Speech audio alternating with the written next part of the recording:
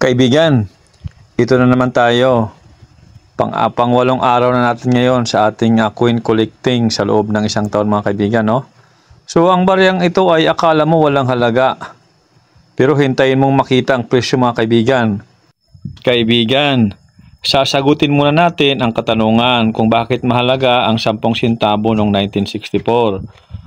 Ang 10 sentabo na barya noong 1964 ay may kasaysayan at koleksyonal na halaga. Higit pa sa kaysa sa actual na halaga ng 10 sentabo ngayon.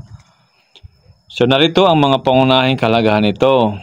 Una, bahagi ng panahon ng Republika ng Pilipinas, no, yung pre-martial law era.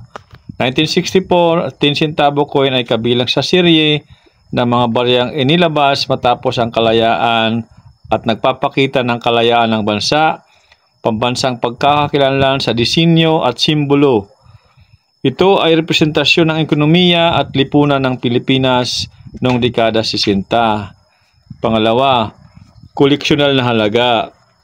Para sa mga coin collector, ang 1964 10 sentabo coin ay maaaring mas mataas ng halaga kaysa sa 10 sentimo, depende sa kondisyon. Sa ngayon, lalo na kung ito ay may mga error, nagkakalaga na ito sa more than $1 pataas, no? So 50 pataas. So kadalasang hinahanap dahil kabilang ito sa lumang coin series bago magbago ang disenyo ng Pilipinas noong 1970s. Pangatlo, edukasyon at pangunawa sa kasaysayan.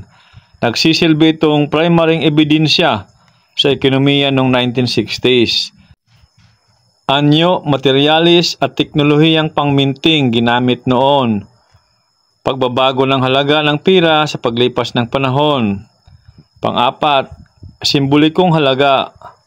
Ang barya ay nagiging simbolo ng pagbabalik tanaw sa buhay ng mga Pilipino noong 1960s. Pagbabago ng halaga ng pira at inflation.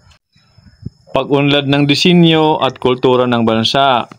Panglima, antigo na koleksyon. Dahil mahigit 60 years na ang barya, 1964 hanggang ngayon, 2025, ito ay itinuturing na antique o vintage. Magandang koleksyon na ipapasa sa susunod na henerasyon.